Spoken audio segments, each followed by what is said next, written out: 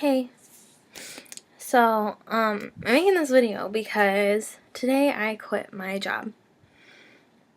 And yes, I do know that I told you that I wasn't supposed to be done, and taking my month-long break until Thursday, but all good things have to come to an end, right? I went to work today, and obviously today didn't start off as a good day. And right before I went to work, got super stressed out because I couldn't activate my new phone, and I was hungry, and long story short, I got really disrespected at work, and I don't know if me already being worked up had anything to do with the super, clash of emotions that I had, or not. Probably. But I did decide to quit. Like I said, I was very disrespected and treated pretty unfairly at this job. I work as a server at Cedar Point Amusement Park, and it's really busy because it's summertime, and because of that, it's very hectic, very stressful environment with the guests and the rush of all the people to begin with. But when you add a very stressful management team and I guess some coworkers to that, it makes a really toxic environment, and that's at any job. So really the only thing that was keeping me at my job was some of the friends that I made, and I kind of realized in the moment, well, kind of after, that if they were really my friends, then they would still be my friends after. But like I said, I got really, really worked up, and I was crying, and I was angry, and when I get really angry, lately, I've started to feel super physical, like wanting to punch people and stuff. So I walked out back and I called Antonio, my boyfriend, and my mom, and just kind of, told them what happened, like super fast. And both of them were like, then just leave. Leave. Like I said, Thursday was about to be the day that I was going to be done and take a month break and then go back for holiday weekends. And they told me that that wasn't an option anymore, I guess. So I was like, why should I wait till Thursday if you're about to be rude? So I just quit. Now, the thing that was super hard about this is that I've never just quit a job. I've never just walked out. I'm a really dedicated, hard worker. And so that was really hard for me. So I did get super upset after the fact. Even though I knew that's what I needed to be doing, I still was thinking about my friends that had to stay and work, and like if we got busy and just all that.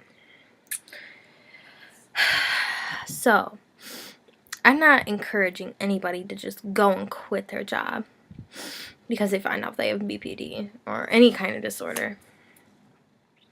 But the point of this video was to let you know that just because you have a disorder doesn't mean you have to tell everybody. There's nobody at my job that knows that I have BPD, and that's okay.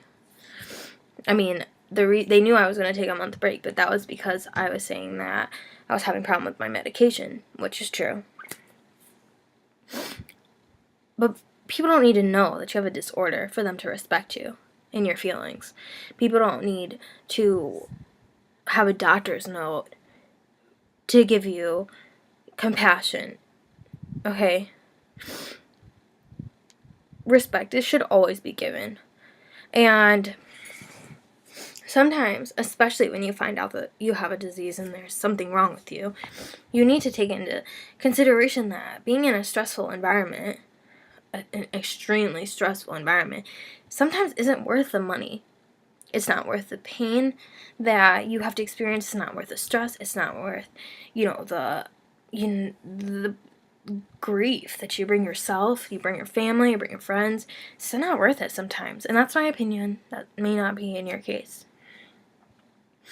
But today, that's the choice I made for myself. That the money I was making wasn't worth the stress. And it wasn't worth putting my health in jeopardy. Right now, after finding out that I have BPD, I think my biggest focus right now is to get healthy. Not just for me, as I said, but for my friends and my family too, because they have to watch me go through this, whether they know that I actually have BPD or not. So, this is just a tap on the shoulder to keep yourself as the first priority in your life. Because right now, if you have BPD, if you have any kind of disorder, bipolar or whatever, depression, anxiety, if you're just going through a hard time, no matter what, you're always the most important to you. And your well-being should always be your top priority. What's going to help you should always be your first priority. Don't be, in these kind of situations, you can be selfish. It's like if you're poor. Yeah, you're going to be greedy because you need money. Yeah, I'm sick and I need help. And I need to be stress-free. So yeah, I'm sorry to all my teammates that I let down today because I walked off the job. I'm sorry to my manager that I left you without an employee. That was probably selfish of me. But I'm not at my best right now. And I'm not healthy right now.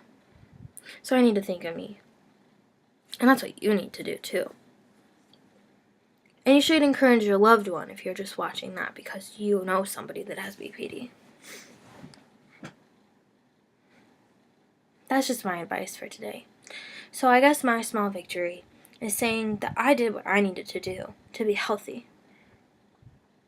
And I guess I meant quitting my job. So for a while I'm going to be unemployed.